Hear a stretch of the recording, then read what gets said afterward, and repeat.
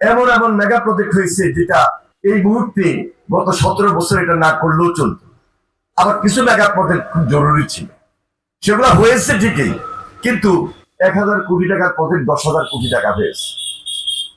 এইভাবে মেগা প্রজেক্টে মেগা দুর্নীতি হয়েছে। রায়পুর, রামগতি, রামগঞ্জ, লক্ষ্মীপুর সদর সহ আগামী এই 1-1.5 মাসের মধ্যে আপনার টিম নিয়ে আপনি মুভ করেন, আপনি কথা বলেন, ফাইলগুলো দেখেন, কোথায় ডেভেলপমেন্ট ওয়ার্ক করার মতো কি কি জায়গাগুলো আছে। নগদ নিয়ে এলো হার না মানা হার অফার। সর্বনিম্ন 10,000 টাকা রেমিটেন্স নগদে পাঠালে থাকছে স্বর্ণের হার জেতার সুযোগ।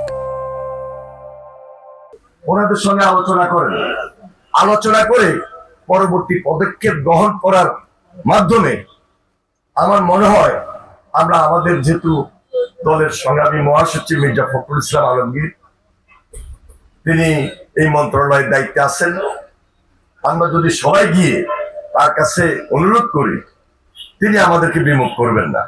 আমার সঙ্গে ইতিমধ্যে কথা হয়েছে, যে কোনো ডেভেলপমেন্ট ওয়ার্কের ব্যাপারে তিনি খুবই আন্তরিক সহযোগিতা করবেন।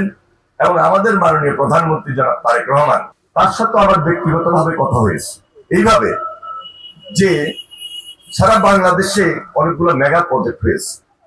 এই মেগা প্রজেক্টের বেনিফিশিয়ারি কিন্তু আমরা গ্রামের মানুষ না, আমরা সাধারণ মানুষ না। হয়তো এটা সাময়িক ক্ষেত্রে আপনার আমার বিশেষ প্রয়োজন হয়। এমন এমন মেগা প্রজেক্ট হয়েছে যেটা এই মুহূর্তে গত 17 বছর এটা না করলেও চলতো। আবার কিছু মেগা প্রজেক্ট খুব জরুরি ছিল, সেগুলো হয়েছে ঠিকই, কিন্তু 1000 কোটি টাকার প্রজেক্ট 10,000 কোটি টাকা হয়েছে। এইভাবে মেগা প্রজেক্টে মেগা দুর্নীতি হয়েছে। কোনোভাবেই যেন দুর্নীতি না হয়, সেটা জেলা পরিষদ হোক, সেটা লক্ষ্মীপুর পৌরসভায় হোক, পুলিশ ডিপার্টমেন্টে হোক, সিভিল প্রশাসনে হোক, এবং লক্ষ্মীপুর রোডসে হোক, আর এলজিডিতে হোক, বা অন্য কোনো ডিপার্টমেন্টে হোক, দায় দায়িত্ব কিন্তু তাকে বহন করতে হবে। কোনো দায় দায়িত্ব আমরা নিব না।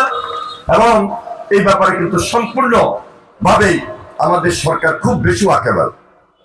মাননীয় প্রধানমন্ত্রী এই ব্যাপারে সবসময় খুব সতর্ক আছেন। যদি কেউ কোনো দুর্নীতির সঙ্গে সম্পৃক্ত হন, তাহলে কিন্তু